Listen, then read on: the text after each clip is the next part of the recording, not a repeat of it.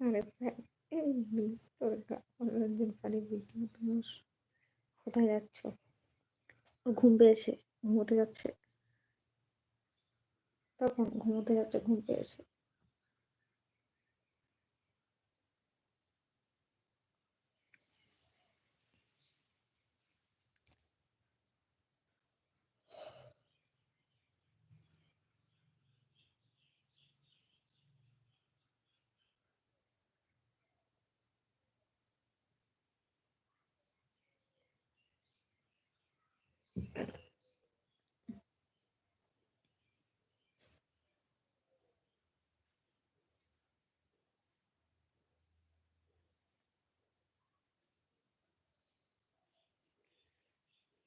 লাইফটা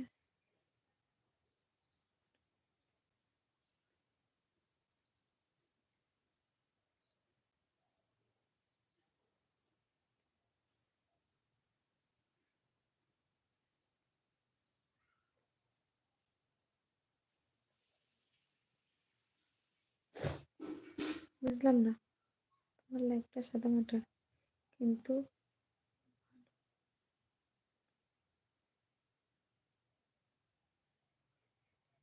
ঝঞ্ঝাট নেই। অন্য মেয়েরা দোষ করে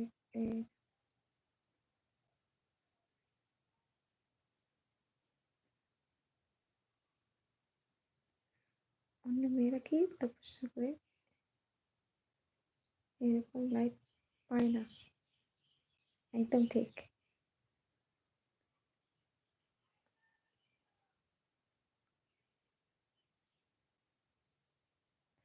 ও, বেচারাটা আমার বরকে বললে? বুঝলাম। এই আমার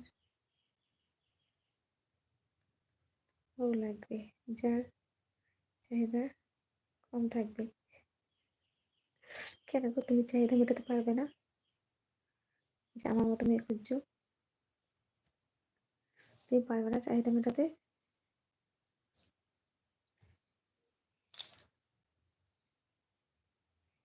সত্যি আমার চাহিদা খুবই কম।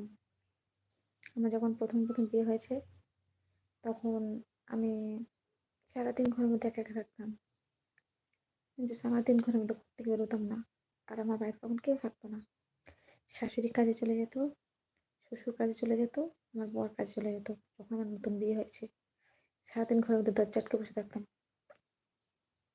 সারাদিন। কারোর সঙ্গে কারোর কথা বলতাম না। আবার ওরা বাড়ি আসতো সবাই রাতের বেলা। বুঝেছ? সেটাই অভ্যাস হয়ে গেছে আমার।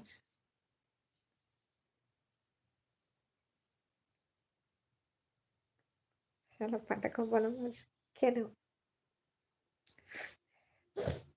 না না, আমাকে পেতে দেয়।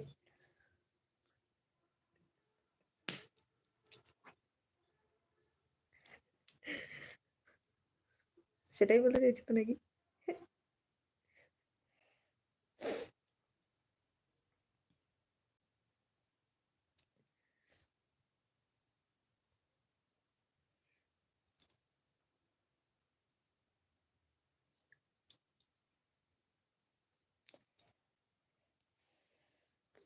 বলো রাজ, তোমার বান্ধবীর খবর কি? সত্যি আমার গল্পটা সত্যি খুবই সুন্দর। আমার কাছে তো খুবই সুন্দর। কিভাবে প্রেম শুরু হলো, কিভাবে দেখা হলো, কিভাবে গল্প হলো, কিভাবে আমার বিয়ে হলো, আর এখন কিভাবে আমার জীবন কাটছে। সুন্দর একটা গল্প। তুমি তো জানো, আমি মিথ্যে কথা খুব কম বলি। তোমার খুশিতে আমার খুশি। সেটাই, খুব ভালো। আমার ঘুম পায়নি। বেলা 11টার সময় ঘুম থেকে উঠেছি। আমার আর এখনো ঘুম পায়নি। তাহলে চলে যাবে বলছো? তাই বললাম। 1 মিনিট, শ্বশুরকে ভাত দিয়ে আসি।